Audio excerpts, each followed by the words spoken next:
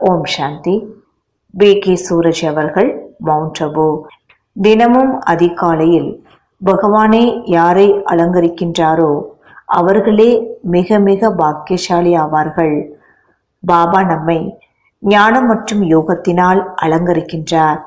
பாபா நமக்கு அலங்காரம் செய்விக்கின்றார். ஆனால் அலங்காரம் செய்து கொள்ளக்கூடிய நாம் அலங்காரத்தை அப்படியே வைத்திருக்கின்றோமா, அல்லது களைத்து விடுகின்றோமா, அல்லது அலங்காரம் செய்வதே இல்லையா? நம்முடைய நிலை எப்படி இருக்கின்றது? ஒருவேளை நாம் அமிர்த வேளை எழுந்து பாபாவிடம் செல்லவில்லை என்றால் அவர் சக்தி மற்றும் வரதானங்களினால் எப்படி நமக்கு அலங்காரம் செய்வார்? நாம் முரளி வகுப்பிற்கு செல்லவே இல்லை என்றால் அவர் ஞான ரத்தினங்களினால் எப்படி நம்மை அலங்காரம் செய்வார்?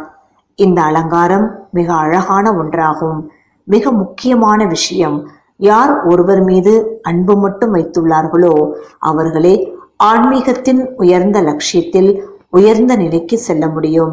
யாருடைய அன்பு நாலாபுறமும் இருக்கின்றதோ, யாருடைய அன்பு நாலாபுறமும் சிதறி இருக்கின்றது, அவர்களால் இந்த உயர்ந்த லட்சியத்தை அடைய முடியாது. யார் ஒரு தந்தையிடம் முழுமையான அன்பு வைத்திருக்கின்றார்கள் அவர்களுடைய அனைத்து சிரேஷ்டமான ஆசைகளும் பூர்த்தியாகி விடுகின்றது. ஆனால் யார் தேகதாரிகள் மீது அன்பு வைத்திருக்கின்றார்களோ அவர்கள் மோகம் பற்றினுடைய மாயாவில் மாட்டிக்கொண்டு துக்கம் அடைகின்றார்கள். தன்னுடைய சக்திகளை இழந்து கொண்டிருக்கிறார்கள். சிலர் எனக்கு இத்தனை குழந்தைகள் வேண்டும் என்று ஆசைப்படுகிறார்கள். பிறகு அந்த குழந்தைகள் துக்கம் கொடுக்கும் பொழுது இறந்து விட்டால் பரவாயில்லை என்கின்ற அளவிற்கு துக்கப்படுகிறார்கள். இது கலியுகத்தின் கடைசியாகும். இப்பொழுது நாம் ஞான யோகத்தின் பலத்தினால் பற்றை விடவில்லை என்றால் வலுக்கட்டாயமாக பற்றை தியாகம் செய்ய வேண்டிய நேரம் வந்து கொண்டிருக்கிறது. வலுக்கட்டாயமாக பற்றை விடும் பொழுது அந்த ஆத்மா நஷ்டத்தை தான் அடைகின்றது. அவர்களுடைய சந்தோஷம் போய்விடுகிறது. அவர்களுடைய உள்ளத்தில் அதிகமாக துக்கத்தின் ஃபீலிங்ஸ் ஏற்படுகின்றது. யாருக்கு அன்பு கொடுத்தீர்களோ அவர்களே உங்களை விட்டு விட்டு சென்று விடுவார்கள். நாம் துடித்து கொண்டிருக்கும் பொழுது நமக்கு எந்த உதவியும் செய்யவில்லை என்றால் அவர்கள் நம்முடையவர்களே அல்ல. இவர்களுக்காக என்னுடைய வாழ்க்கையே கொடுத்திருந்தேன், ஆனால் அவர்கள் என் பக்கம் பார்ப்பது கூட இல்லை என்பது புரிய வரும்.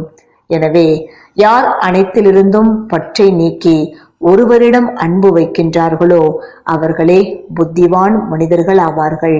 நாம் பல பிறவிகளாக தேகதாரிகளிடம் அன்பு செய்து வந்தோம். ஆனால் என்ன அடைந்திருக்கின்றோம்? அனைத்தையும் இழந்திருக்கின்றோம். சிலர் இது மிக கடினமான விஷயம் என்று யோசிக்கின்றார்கள். இது கடினமான விஷயம் அல்ல. இதற்கான விதி மிகவும் சகஜமானதாகும். இந்த விதியை கடைபிடித்து விட்டால் பிரச்சனை சமாப்தியாகிவிடும். இதற்கான விதியானது முதலில் ஒருவருடைய அன்பில் சிறிது சிறிது நேரம் மூழ்கிவிட வேண்டும்.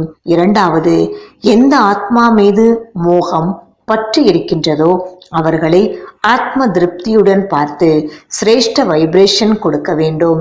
நாம் ஆத்ம திருஷ்டியுடன் பார்க்கும் பொழுது நம்மிடமிருந்து செல்லக்கூடிய குட் வைப்ரேஷன்ஸ் அன்பின் உணர்வை ஏற்படுத்தும். மேலும் ஆத்மா என்று பார்க்கும் பொழுது அவர்கள் மீதுள்ள மோகம் பற்று தானாகவே குறைய ஆரம்பித்து விடும். சில ஆத்மாக்கள் மோகம் பற்றினுடைய சங்கிலியில் அப்படி மாட்டியிருக்கிறார்கள். அந்த சங்கிலியை உடைப்பதே அவர்களுக்கு பிடிப்பதில்லை. மோகத்தின் இனிமையான அடி வாங்கி கொண்டிருக்கிறார்கள். எப்படி இன்றைய காலத்தில் டயபெட்டிக் ஒரு ஸ்லோ பாய்சன் ஆகிவிட்டது, அப்படி மோகம் பற்று கூட மிக பயங்கரமான ஸ்லோ பாய்சன் ஆகும். இது ஆத்மாவினுடைய குஷியை அழித்து விடுகிறது.